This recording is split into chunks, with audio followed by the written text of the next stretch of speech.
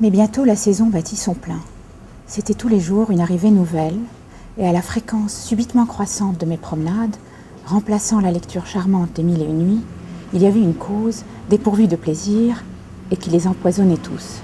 La plage était maintenant peuplée de jeunes filles, et l'idée que m'avait suggérée Cottard, m'ayant non pas fourni de nouveaux soupçons, mais rendu sensible et fragile de ce côté, et prudent à ne pas en laisser se former en moi, dès qu'une jeune femme arrivait à Balbec, je me sentais mal à l'aise. Je proposais à Albertine les excursions les plus éloignées, afin qu'elle ne pût apercevoir la nouvelle venue. Je redoutais naturellement davantage encore celle dont on remarquait le mauvais genre ou connaissait la mauvaise réputation. Je tâchais de persuader à mon amie que cette mauvaise réputation n'était fondée sur rien, était calomnieuse, peut-être sans me l'avouer, par une peur, encore inconsciente, qu'elle chercha à se lier avec la dépravée, ou qu'elle regretta de ne pouvoir le chercher à cause de moi, ou qu'elle crut, par le nombre des exemples, qu'un vice si répandu n'est pas condamnable. En le niant de chaque coupable, je ne tendais pas moins qu'à prétendre que le saphisme n'existe pas. Albertine adoptait mon incrédulité pour le vice de tel et tel. Non, je crois, c'est seulement un genre qu'elle cherche à se donner, c'est pour faire du genre. Mais alors, je regrettais presque d'avoir plaidé l'innocence, car il me déplaisait qu'Albertine, si sévère autrefois, pût croire que ce genre fût quelque chose d'assez flatteur, d'assez avantageux, pour qu'une femme, exempte de ses goûts, eût cherché à s'en donner l'apparence. J'aurais voulu qu'aucune femme ne vînt plus à Balbec.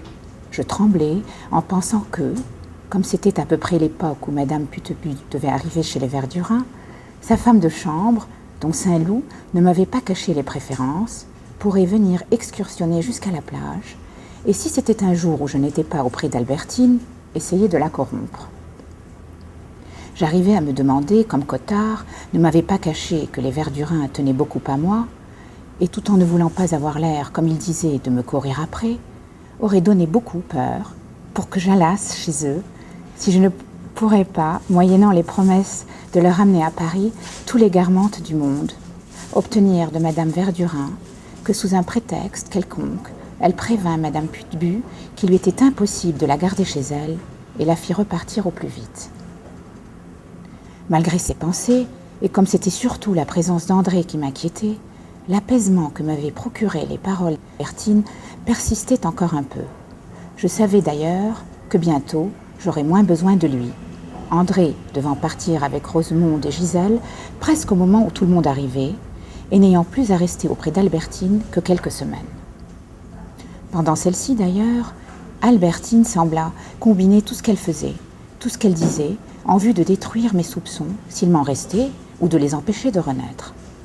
Elle s'arrangeait à ne jamais rester seule avec André, et insistait, quand nous rentrions, pour que je l'accompagnasse jusqu'à sa porte, pour que je vinsse l'y chercher quand nous devions sortir.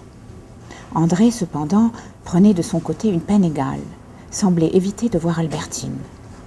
Et cette apparente entente entre elles n'était pas le seul indice qu'Albertine avait dû mettre son amie au courant de notre entretien et lui demander d'avoir la gentillesse de calmer mes absurdes soupçons.